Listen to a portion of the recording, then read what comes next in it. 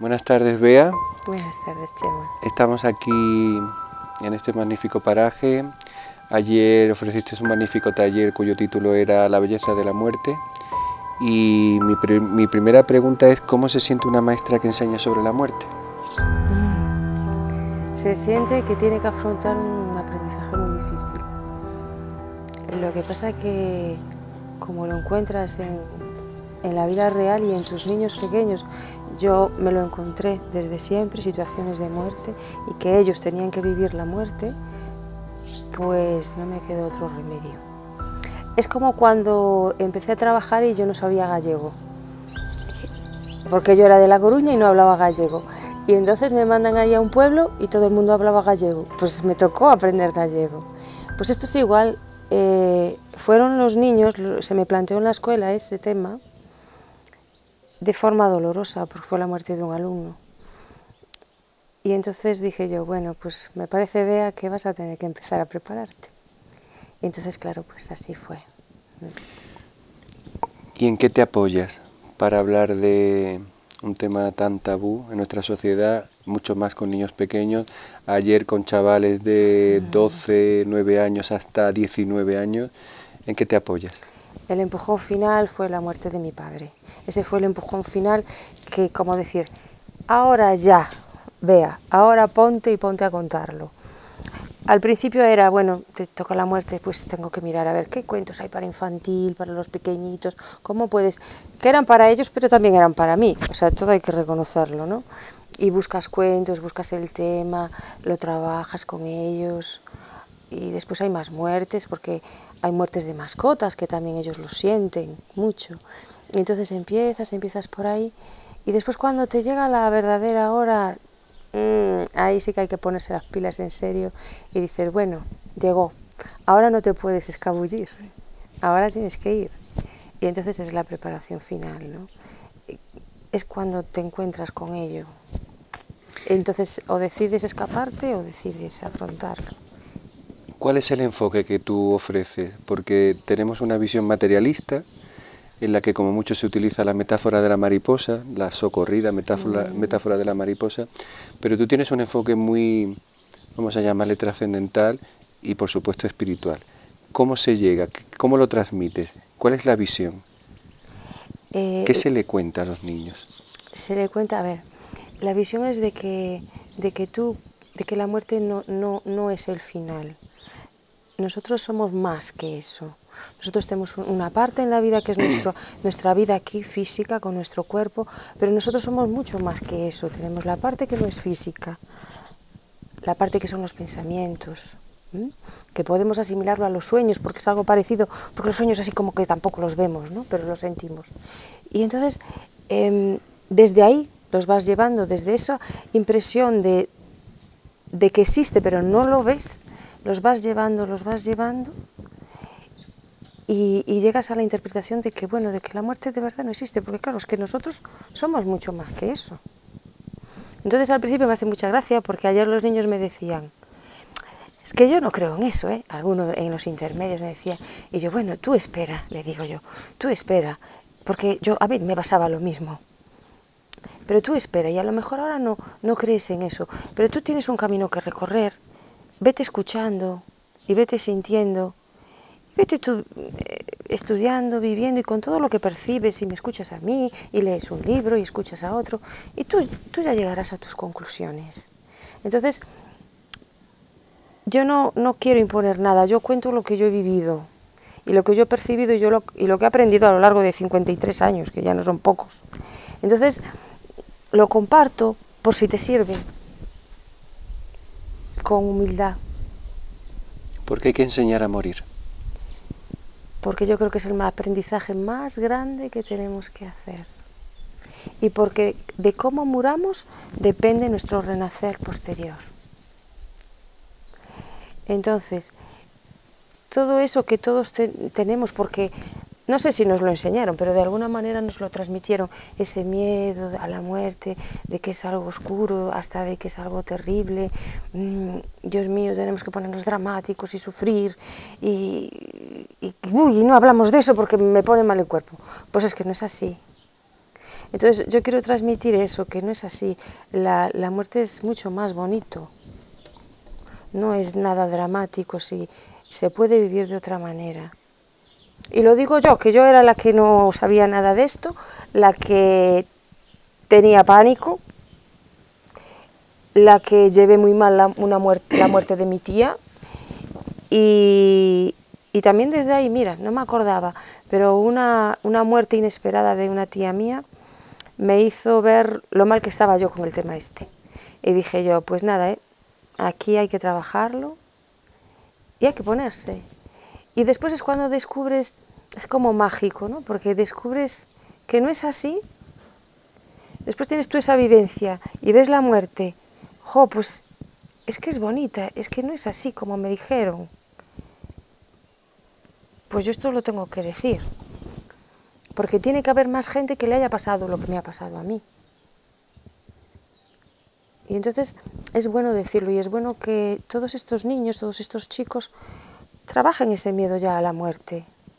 ¿Por qué lo van a tener tanto tiempo, 53 años? No. Hablarlo ya es una manera de Claro. trabajarlo, hablarlo abiertamente. Brevemente, y si quieres expresarlo, ¿cómo podrías resumir esa muerte de tu padre, donde aparece un despertar en tu vida, no solo la visión de la muerte, sino a nivel espiritual, que te ha permitido ahondar incluso más en tu conciencia? Pues la muerte de mi padre lo que supuso es disfrutar de ella, ¿no? El sentido de que tú dices, jo, se está muriendo y yo es que estoy súper a gusto. Y tienes un dolor, pero de otra manera, ¿no? Y se está muriendo y yo puedo acompañarlo, puedo decirle, soy capaz de decirle que lo quiero, que le agradezco todo lo que ha hecho por mí, soy capaz de estar con él, de ver su dolor y acompañarlo en el dolor y ver su angustia y de alguna manera mitigarlo. Entonces, eso te hace crecer porque yo pensaba que yo no era capaz de eso. Yo pensaba que yo no servía para cuidar y que no iba a poder hacerlo. ¿En qué consiste ese cuidado? Básicamente, ¿qué hay que tener en cuenta durante ese periodo hasta que llega el desenlace? Pues básicamente lo que hay que hacer es expresar tu amor. Solo eso. ¿Y el entorno? ¿Familiares? El entorno esposa? También, hay que trabajar el entorno, claro. Expresando amor y expresando comprensión y compasión. Básicamente es eso.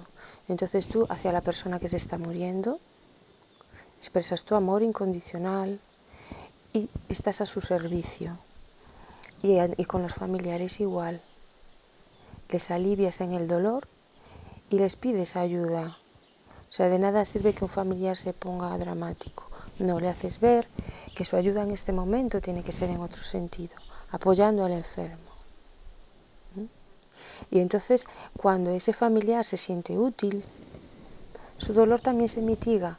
¿Por qué? Porque está siendo útil al ser querido que va a perder. Entonces, sientes como una satisfacción aquí, ¿no?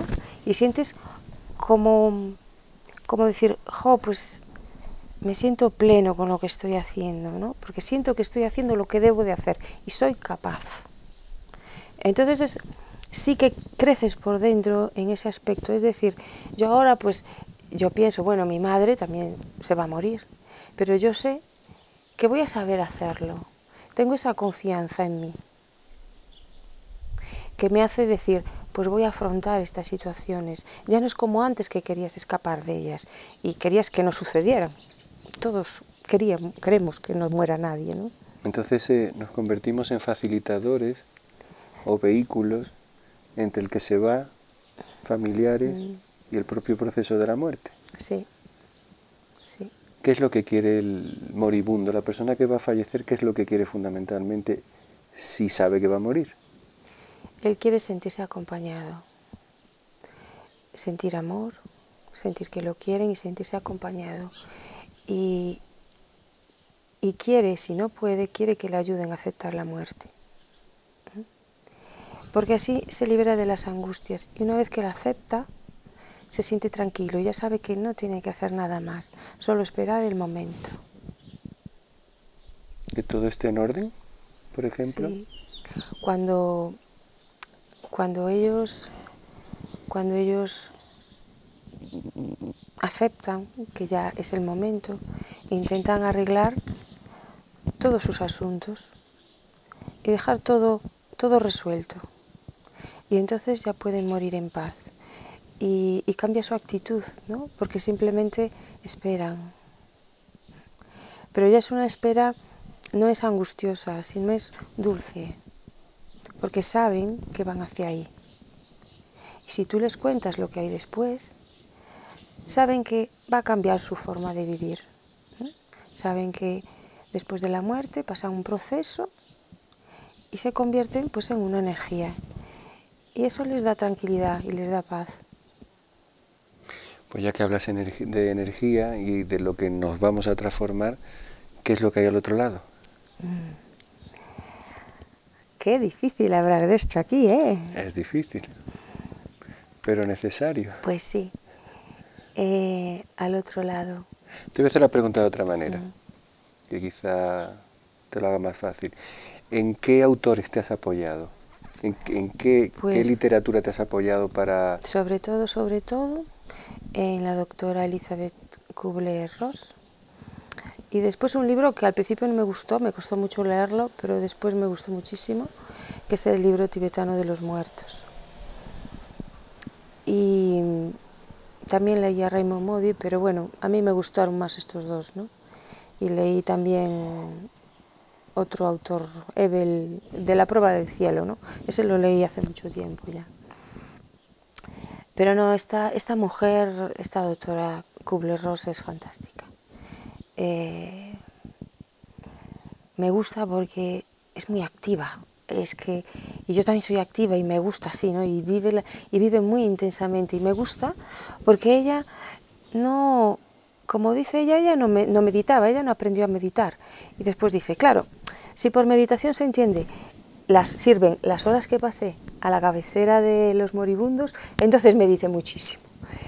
Entonces es la prueba de cómo llega a una espiritualidad y a unas experiencias místicas, pero llega sin que la enseñe nadie, por lo que ella va deduciendo y observando. Es un trabajo personal, muy grande, y un trabajo de amor incondicional súper grande. Entonces yo creo que esta mujer es un modelo para todos. ¿Qué es lo más relevante de Elizabeth Kubler-Ross que a ti te llamara la atención? Yo creo que su entrega y su convicción de qué era lo que tenía que hacer, y lo hizo contra viento y marea, aunque tuvo momentos de flaqueza cuando la denostaban y la denigraban por lo que decía. Ella siguió, ¿no? Tuvo la fuerza de seguir.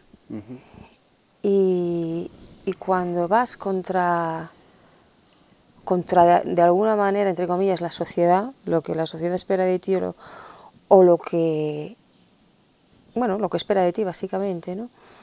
Cuando vas en contra de eso cuesta mucho más trabajar y seguir en la línea que tú quieres seguir, ¿no? Entonces eso lo valoro mucho, porque es una persona que creyó siempre en el amor, sí, desde el principio, cuando sus compañeros de profesión no trabajaban así. La doctora Elizabeth Kubler-Ross tenía documentados muchísimos casos, miles de casos creo, de personas que habían fallecido y habían regresado. O sea, médicamente estaba constatado que habían fallecido y a la media hora, 15 minutos habían regresado. ¿Qué contaban esas personas cuando regresaban? Pues contaban básicamente todas lo mismo. Contaban cerca de 20.000 casos. Sí, cerca de 20.000 casos. Y después, claro, después están los casos de Raymond Moody, que esos son más antiguos y que también cuentan lo mismo, ¿no? Cuentan el tránsito, sienten el momento de morir cuando, si fue por ejemplo, por un accidente, ellos notan que su alma sale de su cuerpo y ven el lugar del accidente, pero lo ven como desde arriba, y ven, si fue un accidente de coche, ven su cuerpo físico allí, a lo mejor pues con sus heridas, a lo mejor si se rompe una pierna pues con la pierna rota, Y ellos lo ven todo desde arriba, pueden describir si llegaron los bomberos porque hubo que hacer excarcelación, pueden describir la matrícula del coche que chocó contra ellos, pueden describir de cuándo llegaron, a qué hora llegaron la ambulancia. Y lo curioso es que describen todos que se perciben íntegros. Si han perdido alguna parte de su cuerpo, no, ellos se perciben íntegros, porque en realidad lo que perciben es su cuerpo etérico y ese está íntegro. Si la persona era ciega, puede ver. Si la persona era manca, tiene un brazo. Entonces, y en eso coinciden todos. Y después de esto, de que el alma sale de su cuerpo, que es un momento pues muy bonito, ¿no? Si es que puedes verlo, si se puede sentir. Ellos se perciben, pasan por unos dicen un sendero, un túnel, un camino, un pórtico, algo ya particular de cada uno, ¿no? Depende de la experiencia, de ese paisaje que a ti te gusta. Y se ve al final pues una luz, que es la clara luz, la fuente, Dios, el amor, cada uno pues como lo sienta. Y regresan. Sí. Al ver esa luz se quedan pues digamos impresionados, porque en esa luz despierta el amor, despierta la comprensión y según dicen no quieren salir de allí, pero ya en ese momento, si es que vuelven, ya no siguen el camino. Al ver esa luz después ya tienen que volver, si no después no hay vuelta atrás. Y hay un cambio, normalmente suele haber un cambio importante en la vida de esas personas que retornan. Sí, cuentan que esas personas ya perdieron el miedo a la muerte. ¿Le contabas todo esto a tu padre? Esta parte no, porque la leí después. A mi padre le conté algo parecido y no le conté que leí sobre experiencias de vidas con todo este detalle, pero sí le conté que él iba a morir, cuando muriera que él estuviera tranquilo. Y sí le dije que nos iba a ver en la habitación llorando y que nos iba a ver como desde arriba y que se iba a sentir desorientado. Ay, tú no sabes lo que me costó decirle todo esto, porque no me atrevía. Y después le dije que él no se preocupara, que él iba a ver una luz y que tenía que irse hacia allí.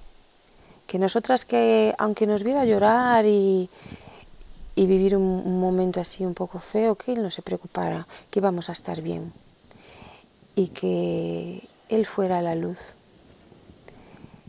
Y lo hizo. Y lo hizo. Le dije que iban a estar esperándolo sus seres queridos, eso también se lo dije.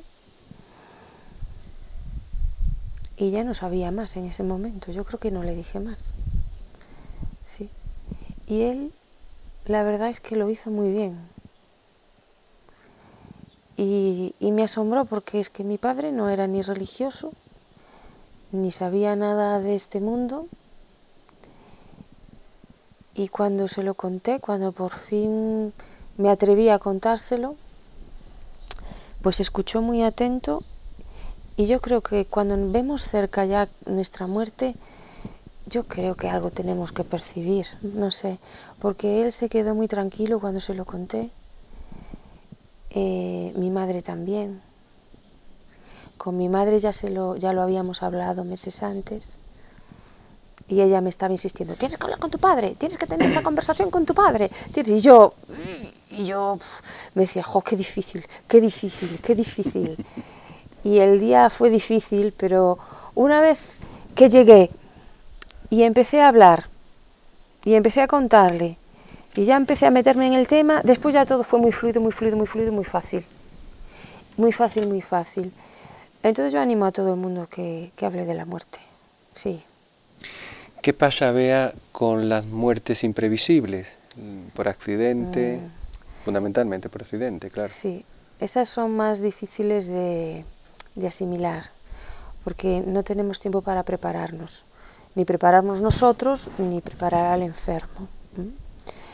Por eso es importante saber lo que hay después de la muerte, porque así ya sabemos lo que va a pasar, y ante una muerte imprevista sabemos que después esa persona va a continuar de otra forma viviendo.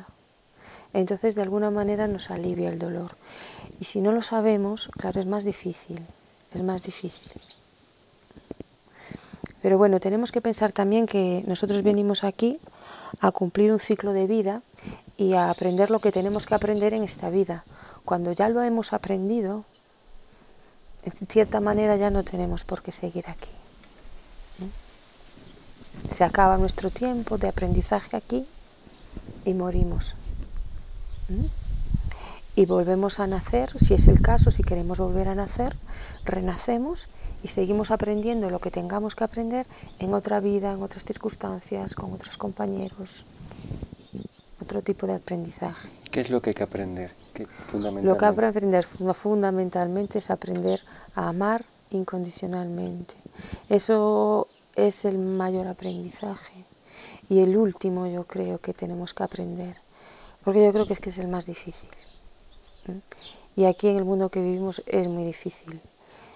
Tenemos pocos modelos de este amor incondicional. Tenemos modelos de críticas, de juicios, y todo lo que vemos en televisión son modelos que no son de amor. Mira ahora lo que te comenté de este chico chino, Nobel de la Paz, de Liu Xiaobo, que yo en la tele casi no vi, no escuché. Escribió un texto precioso de amor a los que le están juzgando, y de perdón hacia la gente que lo está juzgando, y después de amor a su mujer, ¿no? Que es otro tipo de amor. ¿Por qué no se trabaja eso? ¿Por qué no explicamos que existe ese tipo de amor, que se puede superar el rencor, que se puede superar los celos, que se puede superar la envidia? ¿Por qué no enseñamos a eso? ¿Hace falta entonces una inteligencia emocional en la escuela? Sí. ¿Te acuerdas que ayer que hablé que sí, que tenemos un cuadrante, ese lo habla Elizabeth Kubler-Ross, dice que somos el cuadrante ese, que yo lo asimilo a una esfera, porque es que me gusta mucho a mí la forma de esfera, no sé, me parece tan bonita, tan perfecta. Y entonces sí que tenemos esa parte física, que tenemos que trabajar el cuerpo, aceptándolo, y la gente entiende que tiene que comer bien, que tiene que hacer ejercicio, que tiene que ponerse muy tal. Eso la gente, todo el mundo lo entiende. Entiende también que tenemos una parte intelectual que también tenemos que trabajar, y esa también está muy aceptada. Tenemos que aprender y saber, etcétera, etcétera. Tenemos una parte emocional que ahora se está aceptando también, antes no, que tenemos que aprender a conocer y de alguna manera liberar nuestras emociones y aprender cómo nos manejan. Y después tenemos una parte espiritual, que esa es la que no acabamos de entrar a trabajar. Y somos todo eso, y todo eso tiene que estar equilibrado, armonizado, y unas ayudan, un cuadrante ayuda a otro cuadrante, y todo se completa. ¿Qué diferencia hay entre espiritualidad y religión? Porque puede ser que haya mucha gente que confunda ambas cosas y diga, yo soy muy espiritual. Mira, la religión tiene unos dogmas, unos preceptos que tienes que seguir si eres de esa religión. Y tienes que aceptar, tienes que hacer las prácticas que te dicen y tienes que actuar conforme a te dicen. En la espiritualidad no hay nada de esto. En la espiritualidad tienes que escucharte a ti mismo, sentir tu corazón, sentir tu esencia y sentir tu yo. Y ese es el que te dice lo que tienes que hacer. Eres libre. ¿Puede haber gente libre dentro de una religión? Sí, yo creo que sí. Yo creo que sí. Eso depende de cada uno, cómo viva la religión. Y hay mucha gente que necesita una religión, que se siente mejor. se siente más seguro, más acompañado, se siente que tiene un Dios, o tiene un Jesús, o tiene un Mahoma, o tiene un... Y si necesitan eso, pues está muy bien. Yo creo que hay que respetar a todo el mundo, y hay que... Cada uno tiene su forma de vivir la espiritualidad, y yo, para mí, todas son válidas, siempre que nadie imponga a nadie. Todas son útiles, ¿por qué no? El problema viene cuando llega la imposición, entonces. Sí, siempre hay que respetar la libertad. Bea, para terminar, ¿qué pondríamos, qué incluiríamos en la educación? Uy, todo esto que te he dicho. Todo este cuadrante del que habla Elizabeth, todo. Todo. Y como el cuidado del cuerpo, ya hablamos en la escuela, del tema de contenidos, conocimientos, también se habla, aunque no de forma muy atractiva a veces. El tema de la educación emocional también se está metiendo ya por fin, y nos falta la espiritualidad, claro. Y los niños están mucho mejor que los adultos en eso. ¿Dónde va a parar? ¿Alguna experiencia que quisieras compartir a lo largo de tu vida? Porque habrás visto tantos niños, habrás trabajado con tantos, que puedas expresar, que puedas poner como ejemplo de algo que aflora, o de algo que se ha enterrado durante mucho tiempo porque se calificaba como imaginación del niño. ¿Me entiendes lo que te quiero decir? Sí. Es que los niños, cuando tú les planteas, pues vamos a respirar y vamos a estar un ratito con nosotros mismos. Al principio te miran así, pero enseguida ven que si tú lo haces, ellos también.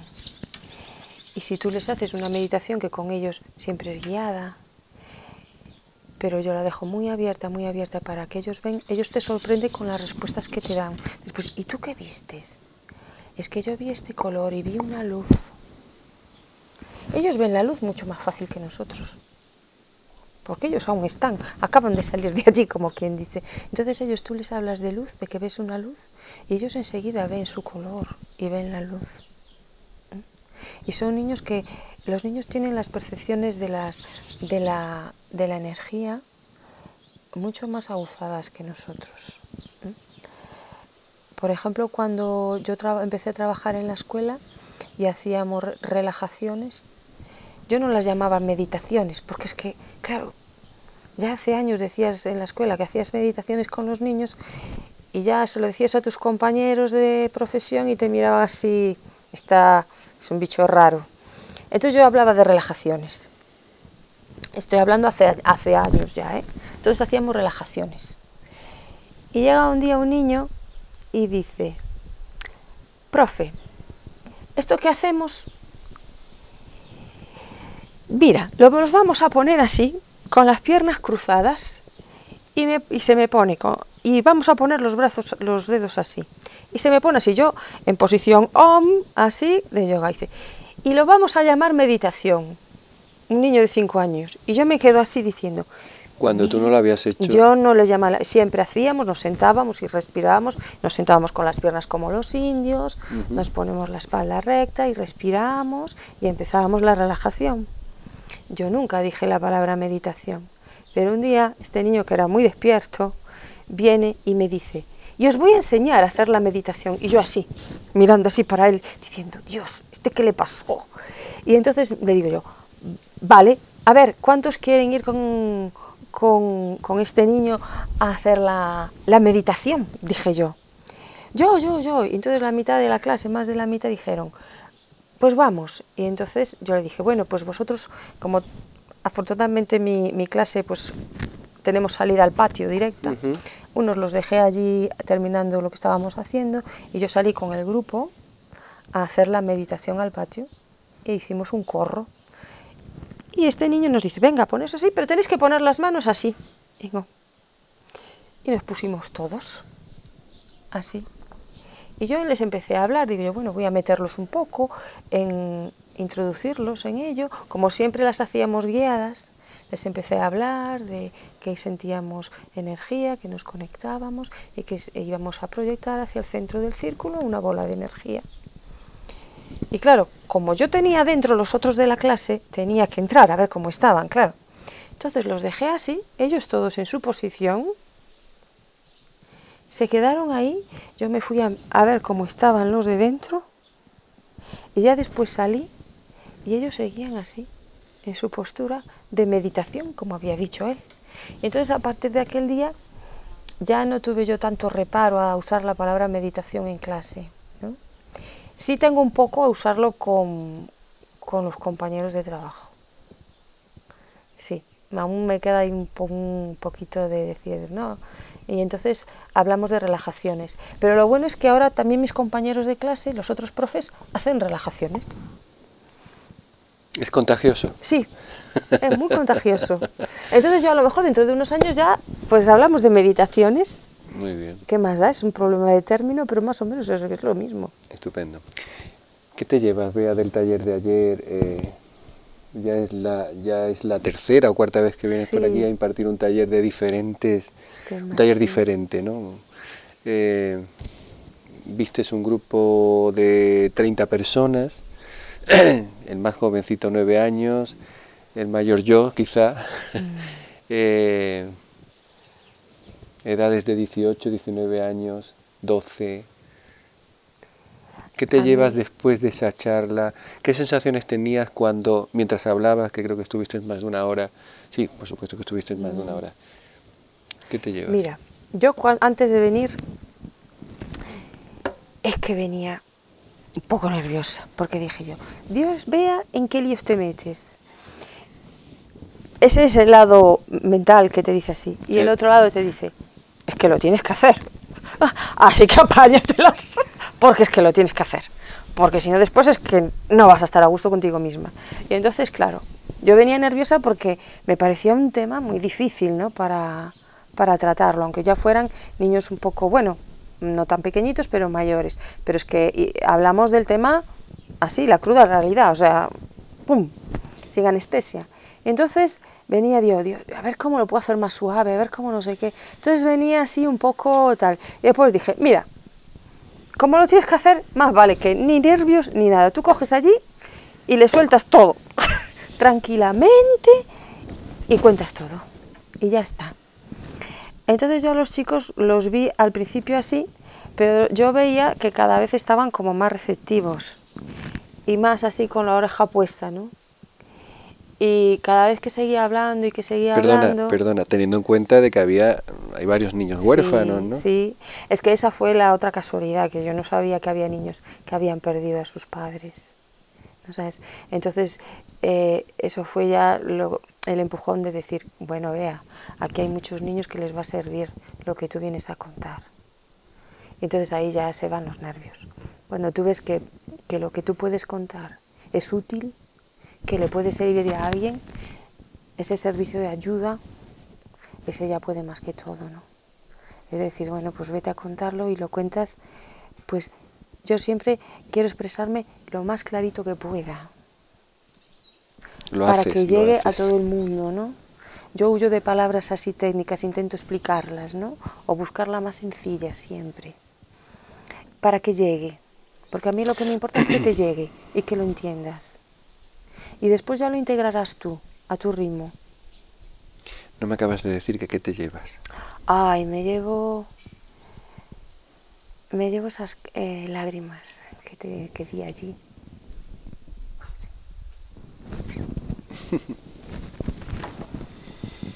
Sí. Bueno, Bea, muchas gracias. Creo que eres una facilitadora inmensamente grande. Te queda mucho trabajo todavía, nos queda mucho trabajo, sí. Y estoy seguro que ayer esos chicos se abrieron en su mayoría el corazón y depositaste unas semillas maravillosas que germinarán o no germinarán y tampoco pasa nada, pase lo que pase. Creo que lo importante es que nosotros hagamos la parte que a nosotros nos toca y a otros que hagan la que les corresponde. Yo te agradezco la oportunidad de venir aquí a contarlo. ¿Esto es el protocolo? No sé si es el protocolo. No, lo de agradecer. No. No necesitas agradecerlo. No, es porque yo sabía que cuando empecé a escribir sobre este tema, y ya te lo conté, que surgía la necesidad de contarlo, de que yo no me lo guardara para mí, ¿no? Y entonces tú sí que me has dado la oportunidad y el empujón el empujón bien grande para hacerlo. Entonces sí te lo agradezco porque de alguna manera sí me hace crecer a mí. El que yo también me haya atrevido a venir aquí y hablar de este tema, ¿no? Y decir, bueno, tú lo has visto, ven, prepáralo para contárselo a estos chicos, ¿no? Entonces esa es la parte de agradecimiento, porque si tú no me hubieras dicho, ven y cuéntalo, yo no lo hubiera preparado así. Era la parte que a mí me tocaba. Sí. Tú has hecho la tuya y bueno, los demás la suya. Bea, 1.000.000 de gracias y quizá en otras ocasiones hablemos de otros talleres diferentes que son muy interesantes, que has ofrecido aquí y bueno, pues siempre estaremos aquí. Que muchísimas gracias. A ti.